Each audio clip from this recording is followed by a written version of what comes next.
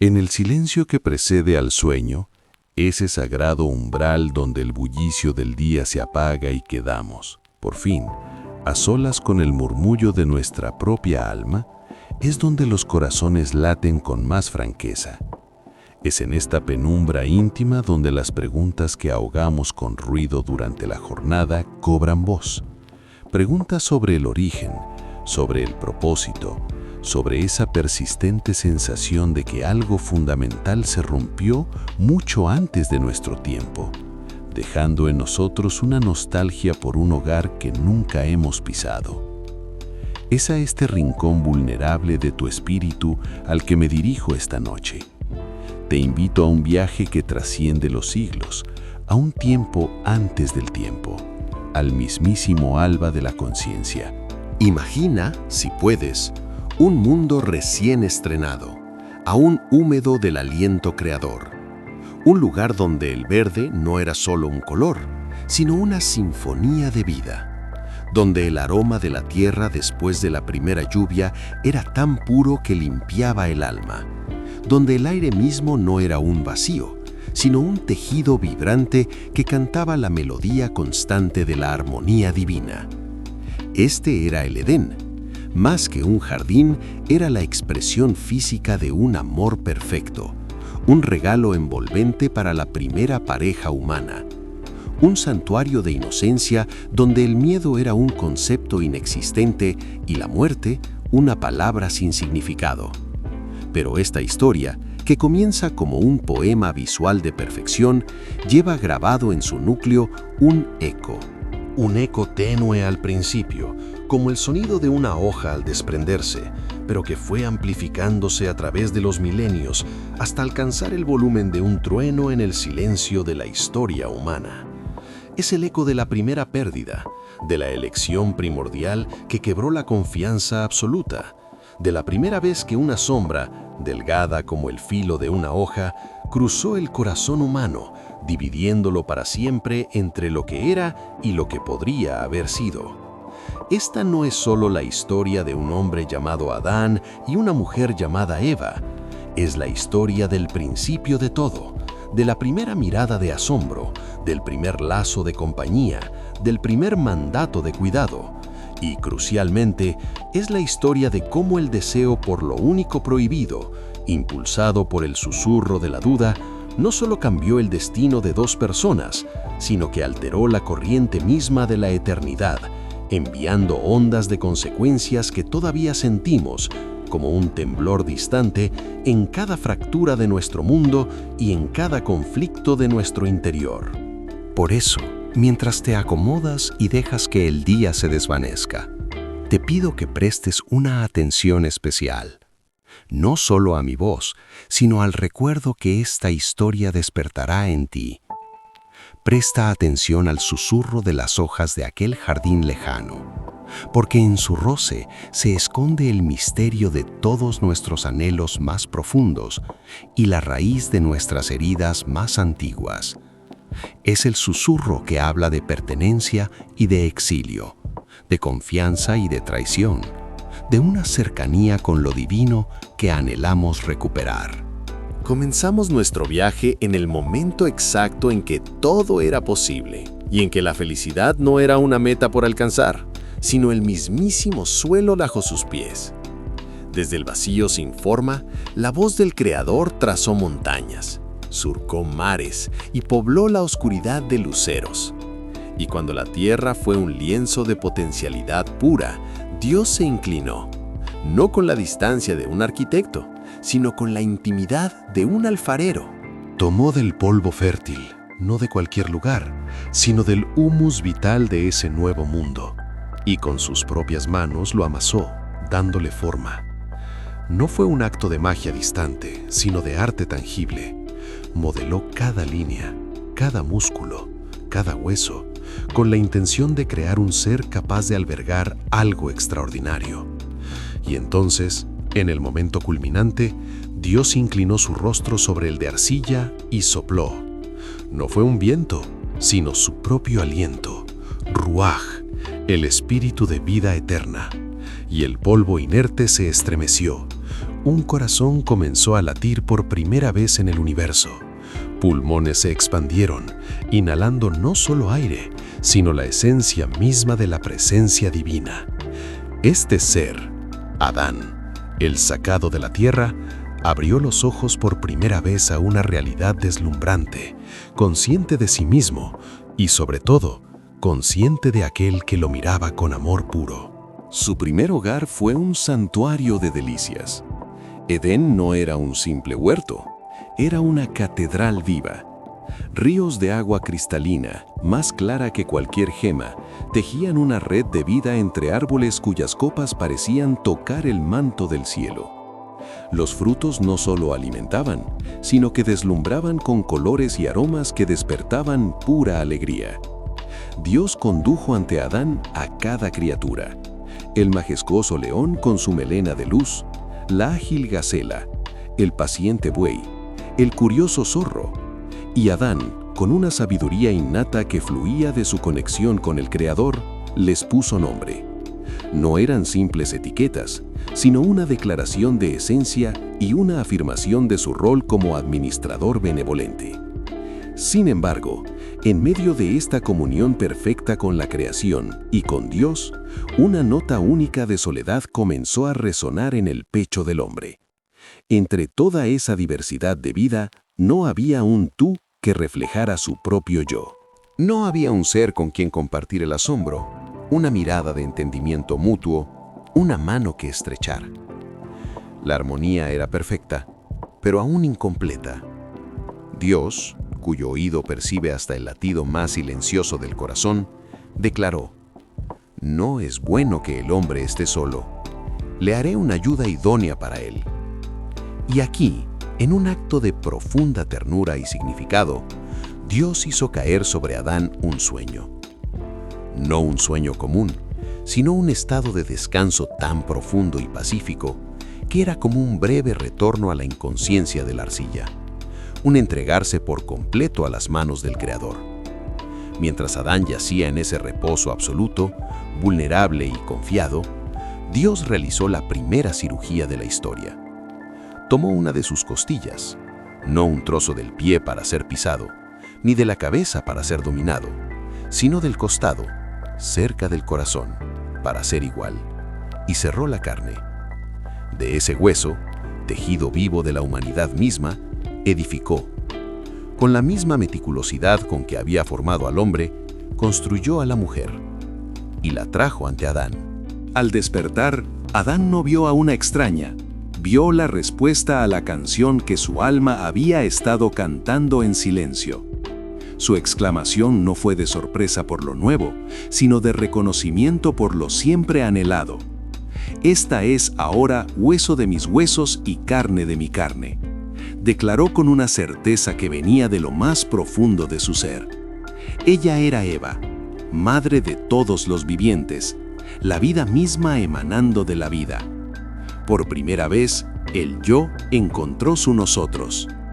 Caminaban juntos, descalzos sobre el césped fresco, en la hora fresca de la tarde, y el sonido de sus risas se mezclaba con el canto de los pájaros. Caminaban con Dios, en una conversación sin barreras, sin un velo de vergüenza o temor que opacara la transparencia de sus corazones. Era la Trinidad humana reflejando la comunión divina. Hombre, mujer y creador, en una danza de amor, confianza y propósito perfecto. El mundo, en ese instante, era exactamente como debía ser.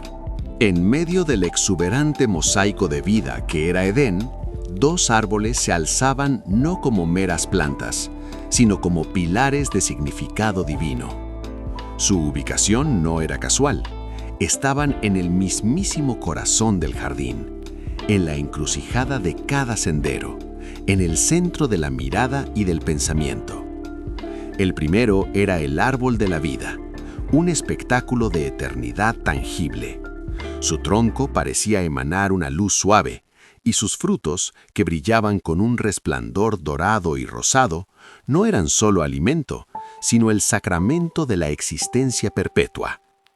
Comer de él era participar de la vida indestructible de Dios mismo, un recordatorio constante de que la humanidad estaba diseñada para una comunión sin fin.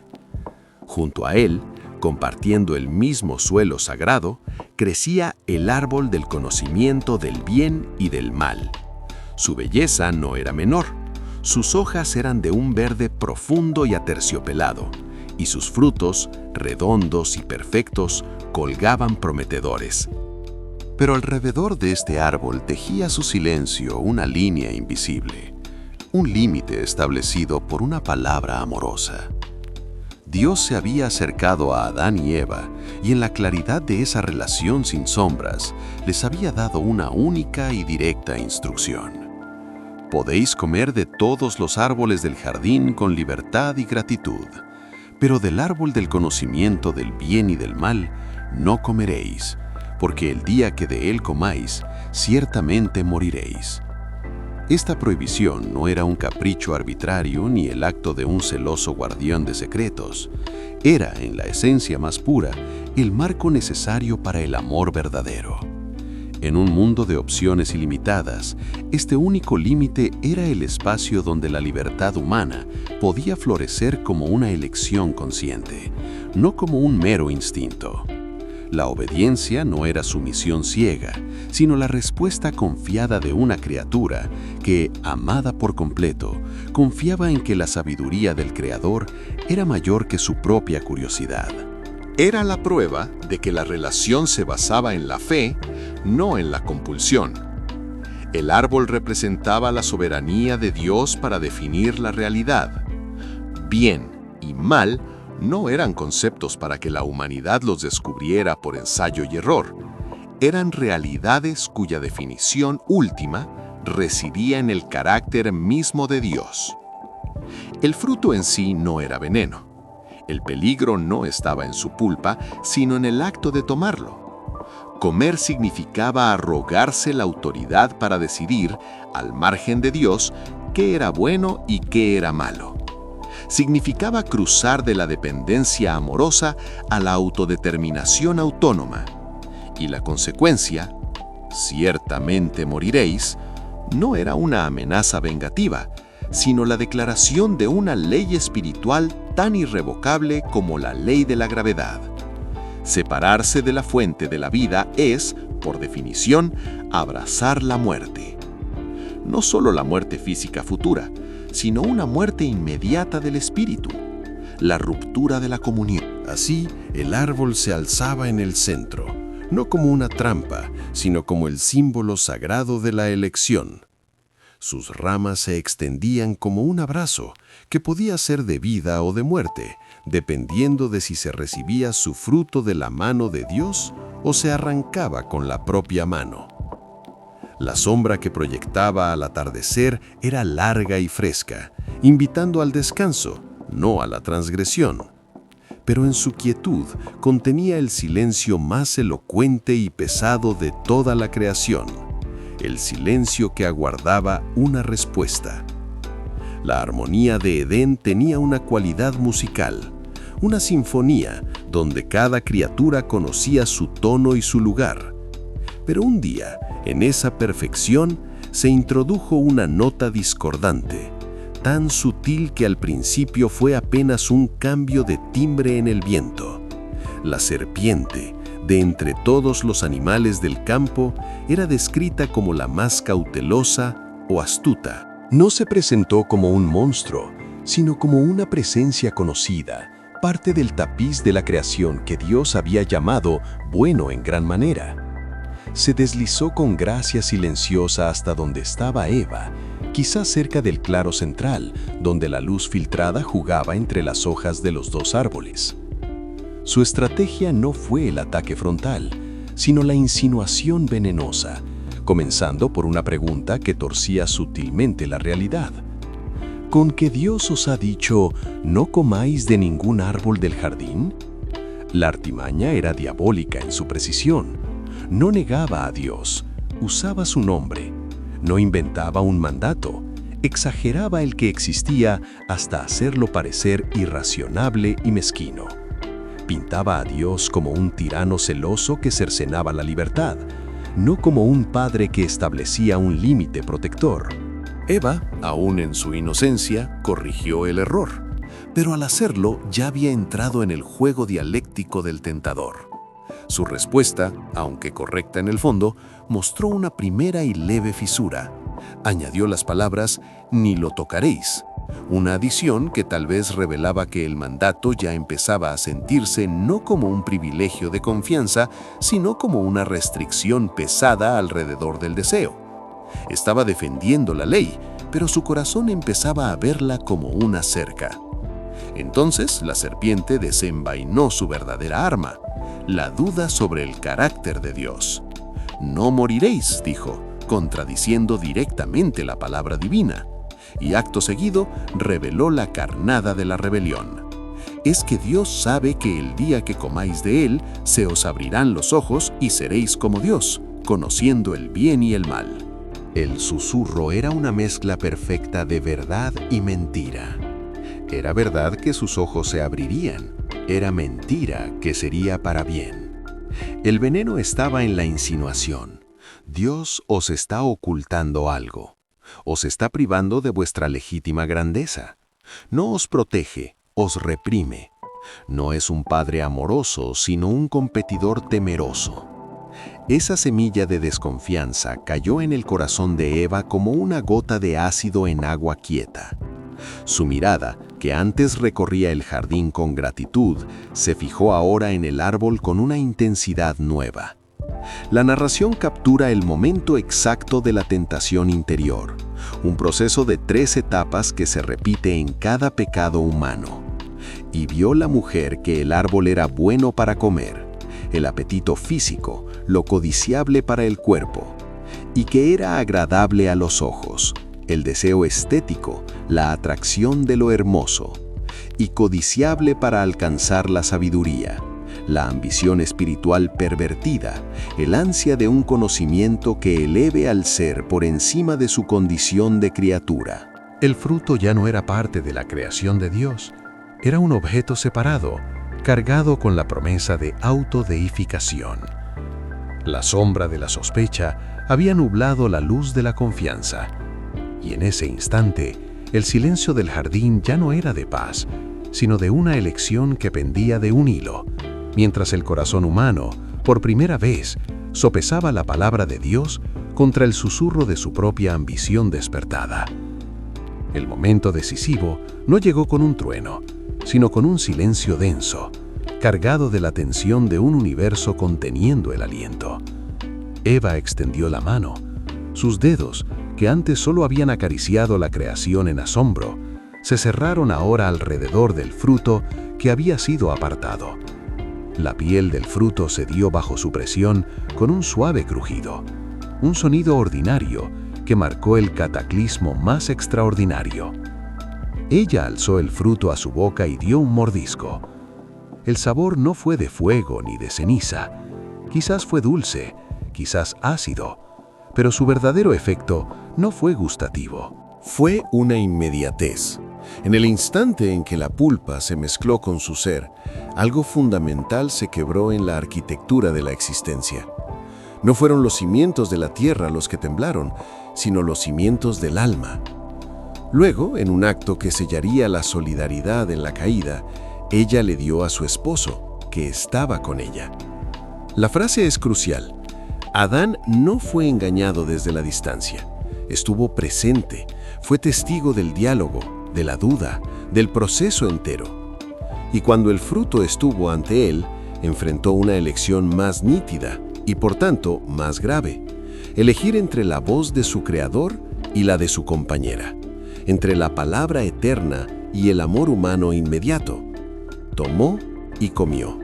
La rebelión fue completa, deliberada y compartida. Y entonces sus ojos fueron abiertos, pero la apertura no fue hacia la divinidad prometida, sino hacia su propia y desnuda vulnerabilidad. El conocimiento que adquirieron no fue el de Dios, sino el conocimiento desde fuera de la inocencia. Vieron que estaban desnudos, pero esa desnudez ya no era la transparencia gloriosa de la pureza, sino la exposición vergonzosa de la fragilidad. La inocencia no se perdió, fue reemplazada por la conciencia de sí mismos como entidades separadas, aisladas, vulnerables al juicio propio y al del otro. La vergüenza nació en ese instante, un calor abrasador que les dijo que algo en su esencia misma estaba ahora mal, expuesto e indigno. La armonía perfecta se hizo añicos como un cristal. Por primera vez sintieron frío. No el frío del viento de la tarde, sino el frío ontológico de la separación de la fuente de todo calor. Y ese frío los impulsó a moverse. Corrieron, pero no hacia Dios, sino a esconderse de Él. Sus movimientos ya no eran los del cuidado gozoso del jardín, sino los torpes y urgentes de la fuga. Entre las altas hierbas, con manos que ahora temblaban, comenzaron a coser hojas de higuera. Era el primer acto de la humanidad caída, un intento desesperado y ridículo de autojustificación, de cubrir con los recursos de la creación, hojas que se marchitarían, la herida espiritual que acababan de infligirse a sí mismos. Las hojas representaban su nuevo paradigma, la solución humana a un problema divino. El intento de remediar con esfuerzo propio la fractura que solo el Creador podía sanar. El jardín, minutos antes un escenario de luz diáfana, era ahora un laberinto de sombras donde dos seres aterrados se ocultaban de la única presencia que podía darles verdadera paz. El mundo había cambiado para siempre, y el eco de ese primer mordisco resonaría en cada dolor, cada temor, y cada costurón imperfecto con el que la humanidad intentaría, desde entonces, cubrir su desnudez. Llegó, como siempre, la hora fresca de la tarde. En el Edén, este no era un simple cambio de luz, sino el momento sagrado de la comunión, la cita diaria en la que la presencia divina se hacía caminante entre los árboles. El aire solía llenarse entonces de una alegría anticipada, de los pasos ligeros de Adán y Eva corriendo al encuentro de aquel cuyo rostro era su hogar. Pero esta tarde fue diferente. El jardín guardaba un silencio distinto, no el silencio de la paz plena, sino el silencio espeso y cargado de la ausencia, del escondite.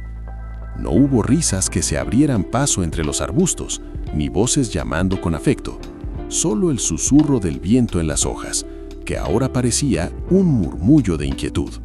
Y Dios, fiel a su costumbre, a su pacto de intimidad, bajó al jardín.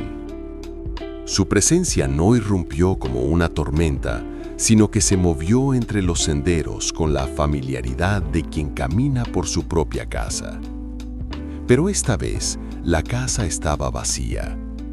Entonces, la primera pregunta de Dios a la humanidad cayó sobre el silencio, no como un trueno de ira, sino con el tono de una tristeza infinita, la de un padre que busca a un hijo perdido.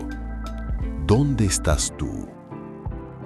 Esas tres palabras resonaron entre los troncos de los árboles, atravesando el follaje donde dos corazones latían a un ritmo salvaje y nuevo, el ritmo del miedo. La pregunta no era geográfica.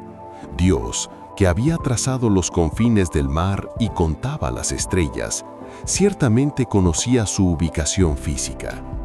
Era una pregunta relacional, una invitación desgarradora a la confesión. ¿Dónde estás en relación a mí? ¿Qué ha pasado con nuestra cercanía? ¿La distancia que siento es solo la de estas ramas o es la que ha abierto tu corazón? Desde la espesura, la voz de Adán emergió, temblorosa y rota. Era la primera vez que un ser humano hablaba desde el miedo, y sus palabras tejieron la primera excusa, el primer mecanismo de defensa de una conciencia culpable. Oí tu voz en el jardín y tuve miedo, porque estaba desnudo y me escondí. En su confesión torpe, Adán expuso la nueva y trágica ecuación de la caída. La presencia de Dios, antes fuente de gozo, ahora provocaba terror. Su desnudez, antes insignia de inocencia, ahora era motivo de vergüenza. Y su reacción instintiva ya no fue la de correr hacia, sino la de huir de. El paraíso se había convertido en un lugar donde esconderse. Dios, entonces, profundizó en la pregunta, llevándola del síntoma a la causa. No preguntó sobre las hojas de higuera, sino sobre el conocimiento que las había hecho necesarias. ¿Quién te hizo saber que estabas desnudo? Y luego, la pregunta directa, la que atravesaba todas las capas de vergüenza y apuntaba al acto mismo de la ruptura. ¿Has comido del árbol del que yo te mandé que no comieras? El verbo mandé resonó en el aire, recordando no una tiranía, sino el pacto claro de un amor que había establecido un único límite para proteger una libertad mayor. La pregunta cargaba en sí toda la historia de su relación, toda la confianza depositada y el inmenso dolor de verla quebrada. El jardín, en ese instante, era el primer tribunal de la historia, pero un tribunal donde el juez era también la parte ofendida que anhelaba, todavía, una palabra de verdad y arrepentimiento. El jardín, en ese instante, era el primer tribunal de la historia, pero un tribunal donde el juez era también la parte ofendida que anhelaba, todavía, una palabra de verdad y arrepentimiento. Ante la pregunta directa de Dios, que resonaba como un latido en el silencio cargado del jardín, no brotó la confesión limpia que hubiera podido, quizás, alterar la trayectoria del juicio. En su lugar, emergió el primer modelo de defensa de la humanidad caída: el desplazamiento de la responsabilidad. Una cadena de culpa que comenzó a tejerse con palabras torpes y evasivas. Adán, en lugar de decir sí, pronunció una frase que encerraba una acusación de doble filo. La mujer que me diste por compañera, ella me dio del árbol y yo comí. Fíjate en la carga de esas palabras. No dijo mi esposa Eva con ternura, sino la mujer, distanciándose. Y el golpe maestro fue el añadido que me diste. En su respuesta, Adán no solo culpaba a Eva, sino que implícitamente acusaba al propio Dios. Era como decir: el problema comenzó con el regalo que tú mismo me hiciste. Tu diseño, tu provisión, es la raíz de mi error. La culpa, en su mente, ya no residía en su propia elección de desobedecer, sino en la compañera que Dios había designado, y por extensión, en la bondad del mismo Creador. La atención divina se volvió entonces hacia Eva, y ella, siguiendo el patrón establecido por Adán, tampoco dio un paso al frente. En su respuesta, la serpiente me engañó y comí. Había una verdad parcial. La serpiente había sido astuta, pero en su boca, la palabra engañó sonaba menos como una explicación y más como una absolución. Era la lógica del niño que dice: él me hizo hacerlo. Eva ponía la responsabilidad última en la criatura, externalizando la culpa. Así, en cuestión de segundos, se estableció la trágica cadena. Dios, en el espejo distorsionado de la conciencia culpable, era el proveedor del problema. La mujer, el instrumento. La serpiente, el origen. El yo de Adán y Eva, su agencia personal, quedaba diluido, perdido en una red de excusas. Entonces, Dios, sin dirigirse ya a ellos para buscar justificación, comenzó a dictar sentencia. Y lo hizo comenzando por el origen de la artimaña. Se dirigió a la serpiente con palabras de maldición irrevocable, condenándola a arrastrarse sobre su vientre y a comer polvo todos los días de su vida. Pero en medio de esa sentencia, en el corazón mismo de la condena, brilló la primera chispa de esperanza, el primer destello del plan redentor que ya estaba en movimiento desde antes de la fundación del mundo. Dios declaró una enemistad perpetua, un conflicto cósmico. Y pondré enemistad entre ti y la mujer, y entre tu simiente y su simiente. Esta no era una simple rivalidad entre especies, era el anuncio de una guerra de linajes, una batalla que se libraría a través de los siglos. Y entonces llegó la promesa, el protoevangelio, la luz en la oscuridad más absoluta. Él te herirá en la cabeza y tú le herirás en el talón.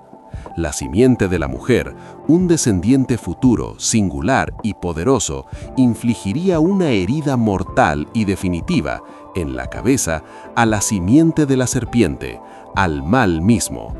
Esta victoria tendría un costo. El Mesías recibiría una herida en el talón, una herida profunda y dolorosa, pero no mortal. La redención, anunciada en el mismo aliento que la condena, sería lograda a través del sufrimiento de un inocente. La justicia y la misericordia se entrelazaron por primera vez en el aire enrarecido del jardín perdido. Con la sentencia sobre la serpiente pronunciada, con la promesa de redención ya sembrada como una semilla de luz en la tierra oscurecida, Dios se dirigió entonces a la mujer. Su voz, que acababa de resonar con el eco de un juicio cósmico, adquirió ahora un tono de profunda y trágica precisión. A Eva le dijo: «Multiplicaré en gran manera tus dolores en el parto. Con dolor darás a luz a los hijos». La maternidad, que habría sido el acto gozoso y pleno de co-crear vida en un mundo de armonía, estaría ahora marcada por el sufrimiento. Sería el umbral de la vida, pero cruzado por el valle del dolor. No era un castigo arbitrario, sino la consecuencia natural de una creación ahora fracturada. La vida emergería de la lucha. Y añadió: «Tu deseo será para tu marido, y él se enseñoreará de ti». La relación de compañerismo perfecto, de igualdad y ayuda idónea, se vería distorsionada por un deseo que podría volverse posesivo o conflictivo, y por una dinámica de dominio donde el amor mutuo se vería amenazado por la lucha por el poder. La unidad se teñía de tensión. Luego, Dios se dirigió a Adán.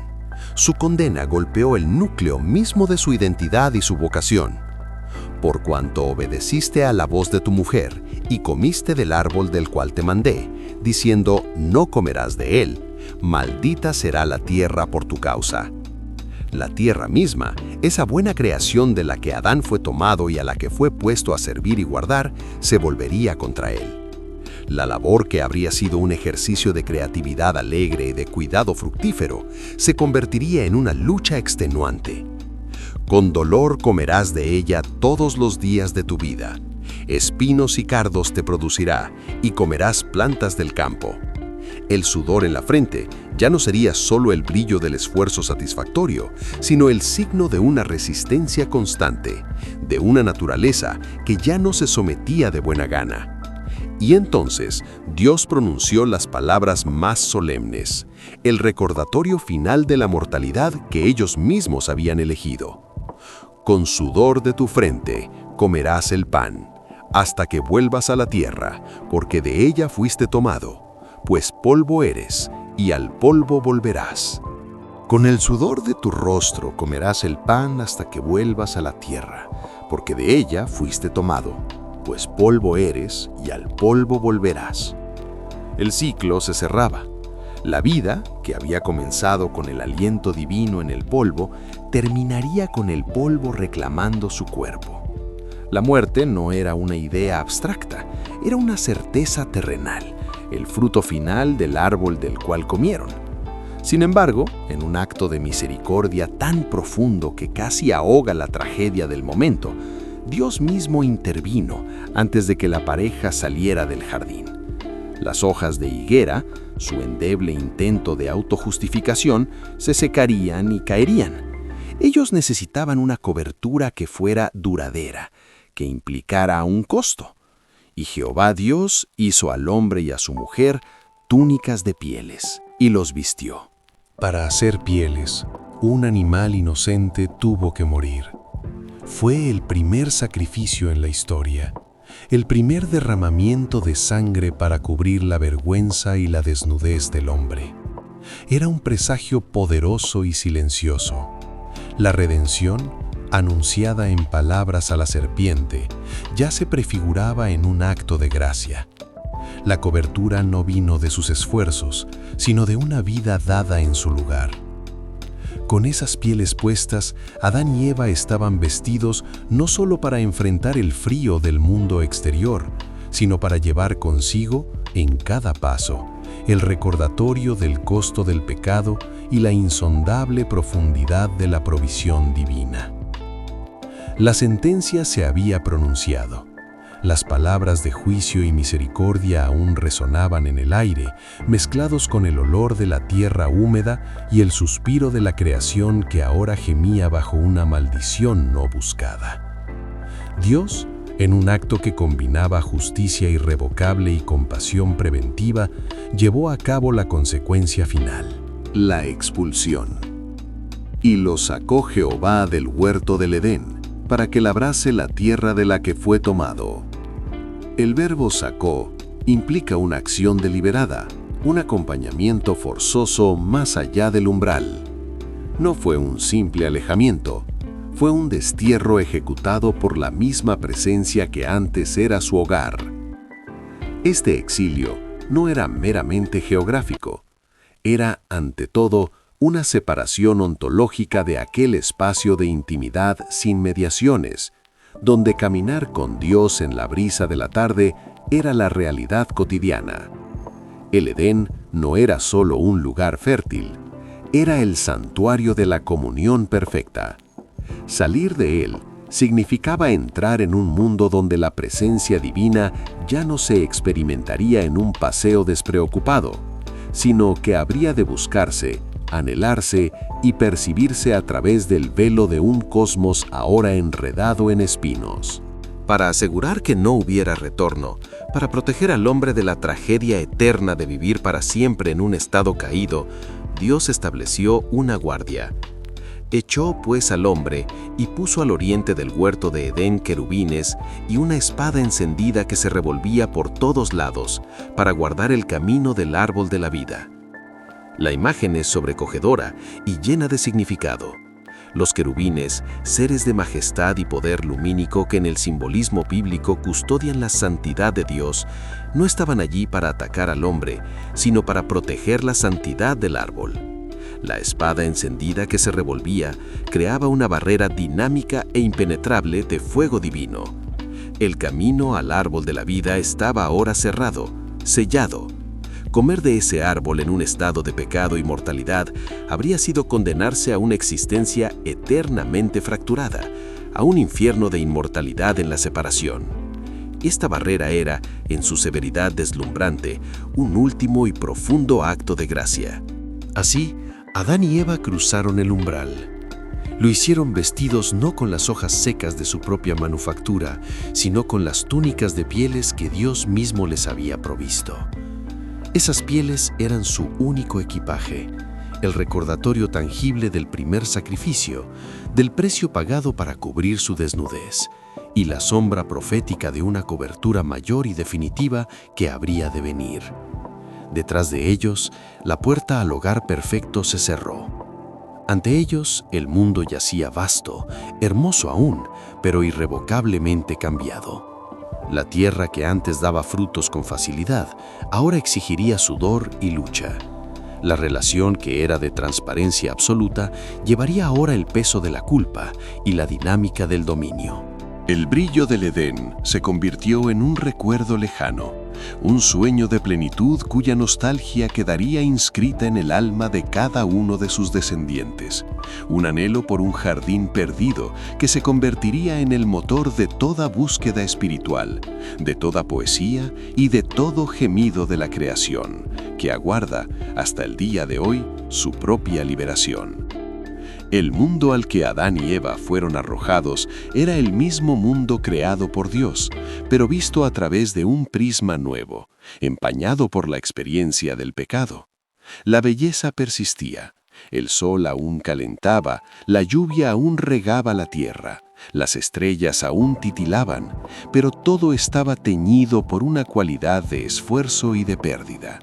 La labor ya no era la expansión gozosa del jardín, era una lucha literal contra cardos y espinos que surgían obstinados para disputar el sustento.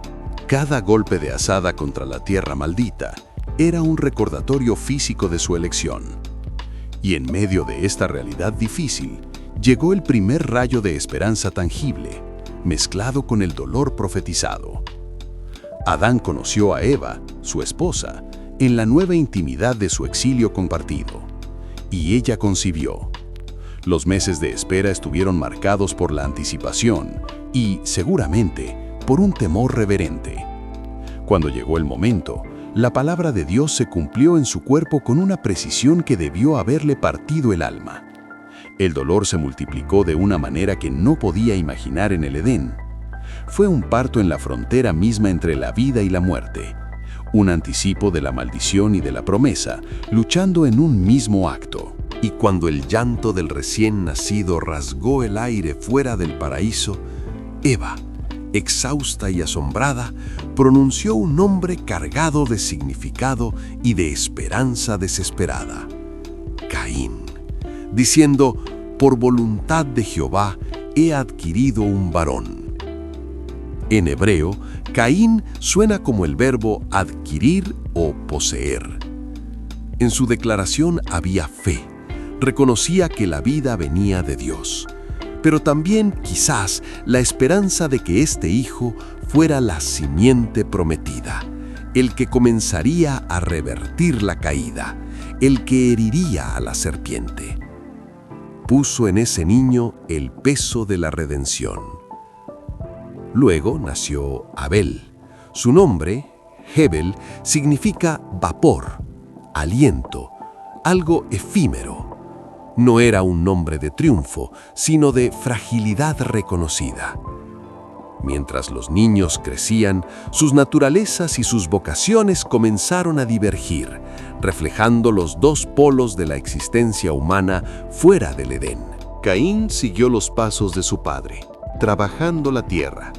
Su oficio era el de dominar lo rebelde, de extraer por fuerza y sudor el sustento de un suelo que le era hostil.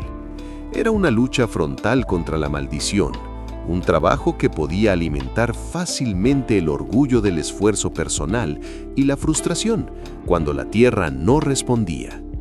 Abel, en cambio, se convirtió en pastor de ovejas. Su vida transcurría en la vigilancia y el cuidado. Guiaba a criaturas vulnerables a pastos y aguas, las protegía de las inclemencias y de los depredadores.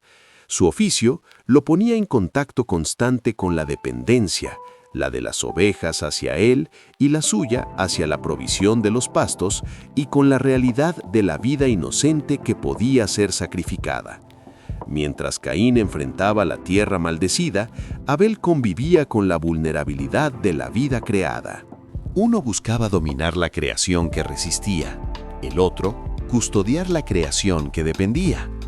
En estas dos vocaciones, en estos dos hermanos, se representaba ya el conflicto fundamental de la humanidad: el camino de la autosuficiencia y el esfuerzo propio frente al camino de la dependencia y el cuidado de lo que se nos ha confiado. El escenario estaba listo. El primer acto del drama familiar estaba por comenzar. Llegó el tiempo de presentar una ofrenda a Dios. Esta práctica, seguramente enseñada por sus padres, hablaba de gratitud y reconocimiento. Caín, del fruto de la tierra, trajo una ofrenda. Abel, por su parte, trajo de los primogénitos de sus ovejas, lo mejor de lo mejor y de su grosura. La narración es crucial y enigmática. Dios miró con agrado la ofrenda de Abel, pero no miró con agrado la de Caín. ¿Por qué? La diferencia no estaba solo en lo que se ofrecía, un animal versus un vegetal, sino en el corazón que la motivaba. La fe de Abel lo llevó a ofrecer lo más valioso, lo que implicaba vida y derramamiento de sangre, reconociendo su propia necesidad de cobertura, tal como las pieles que vestían a sus padres. Caín ofreció del fruto de su esfuerzo, quizás con un corazón autosuficiente. La reacción de Dios no fue arbitraria, fue un reflejo de la actitud con la que cada uno se acercaba. Caín se enfureció. Su rostro, dice la Escritura, decayó. Era la nube oscura de la decepción que se transformaba en ira y envidia. Dios, en su misericordia, se acercó incluso a Caín para amonestarlo y darle una oportunidad. ¿Por qué te has enfurecido? ¿Y por qué ha decaído tu rostro? Si bien hicieres, ¿no serás enaltecido? Y si no hicieres bien, el pecado está a la puerta. Con todo esto, a ti será su deseo y tú te enseñorearás de él. Era una advertencia clara y una invitación a dominar la emoción destructiva que crecía en su pecho. Le reveló que el pecado era como una fiera acuclillada a la puerta de su corazón, lista para saltar, pero que él tenía el poder de dominarlo. La elección, una vez más, estaba ante un hijo de Adán: ceder a la pasión o hacer lo correcto. Caín guardó silencio. Las palabras de Dios se perdieron en el eco de sus propios pensamientos resentidos. Caín llamó a su hermano Abel y salieron al campo. Estaban solos, bajo el vasto cielo. Lo que sucedió allí fue rápido y brutal. Caín, llevado por una rabia que ya no pudo contener, se levantó contra su hermano y lo mató. Fue el primer acto de violencia humana, el fruto amargo del pecado que había entrado en el mundo. La sangre de Abel cayó sobre la tierra, que ya había sido maldecida por la desobediencia de su padre. Y la tierra, en un acto de elocuente testimonio, abrió su boca para recibir la sangre de su hermano. Pero esa sangre no callaría. Desde el suelo clamaba, un grito mudo pero poderoso que llegaba hasta el cielo. La voz del primer inocente violentado. La creación misma gemía por la injusticia cometida en su seno. Dios se dirigió nuevamente a Caín, esta vez con una pregunta que retumba a través de los milenios. ¿Dónde está Abel, tu hermano? Caín, con el corazón endurecido por su acción, respondió con la mentira y la insolencia que nacen de la culpa no confesada. No sé, ¿soy yo acaso el guarda de mi hermano? Entonces Dios reveló que lo sabía todo. ¿Qué has hecho? La voz de la sangre de tu hermano clama a mí desde la tierra. La tierra, cómplice involuntaria, había dado testimonio. El crimen, cometido en secreto, estaba expuesto ante los ojos de aquel que todo lo ve. La justicia divina se puso en movimiento. La maldición que Caín había intentado evitar al rechazar la corrección, ahora caía sobre él con todo su peso, pero de una forma diferente. Dios declaró a Caín maldito, alejado de la tierra que había recibido la sangre de su hermano. Ya no podría ser labrador, pues la tierra le negaría su fuerza. Sería un fugitivo y un errante sobre la tierra. Caín, ante este veredicto, mostró por fin un destello del terror que su pecado había creado. «Grande es mi castigo para ser soportado», clamó. «He aquí que me echas hoy de la tierra, y de tu presencia me esconderé. Y seré errante y extranjero en la tierra, y sucederá que cualquiera que me halle, me matará». Temía la venganza, el ciclo interminable de sangre que él mismo había iniciado. Y entonces, en un acto de gracia asombrosa, Dios puso una señal en Caín para que nadie que lo hallase lo matara, no para excusar su crimen, sino para protegerlo de la justicia humana desbocada y preservar su vida para un arrepentimiento futuro. Caín partió, marcado física y espiritualmente, a la tierra de Nod, al este de Edén, completamente separado de la presencia divina. La historia de Adán y Eva continúa con más hijos, con el lento y doloroso desarrollo de la civilización humana alejada de Dios. Pero, ¿y Abel? Su cuerpo yacía en la tierra, su voz callada. Según la enseñanza bíblica, Abel no ascendió inmediatamente al cielo. Al igual que todos los que mueren, entró en un estado de sueño, de espera.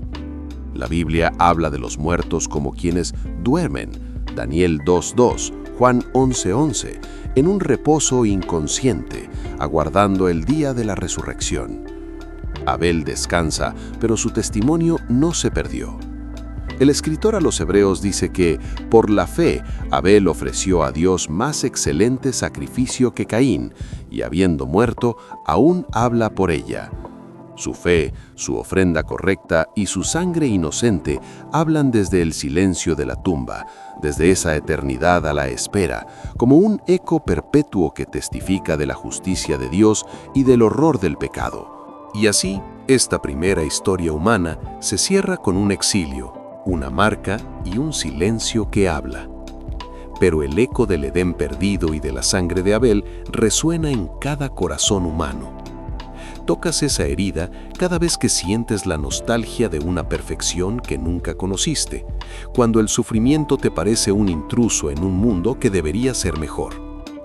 La ves en la sombra de los celos que envenenan, en la facilidad con que desplazamos la culpa, en el miedo a ser encontrados en nuestra desnudez.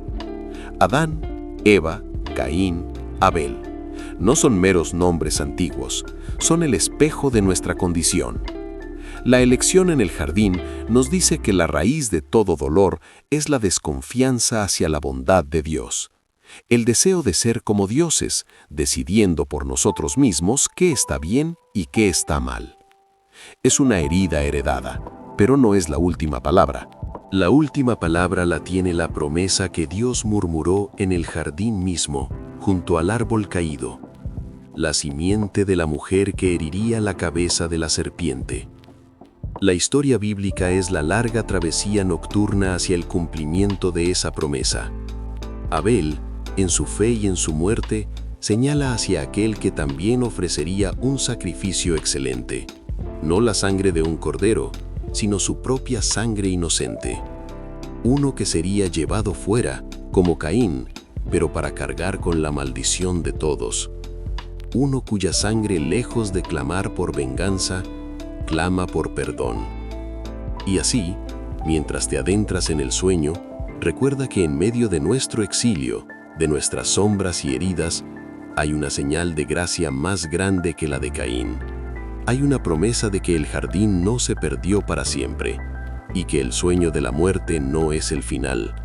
El relato continúa, y en la quietud de esta noche, puedes confiar en que el autor de la historia es también su redentor.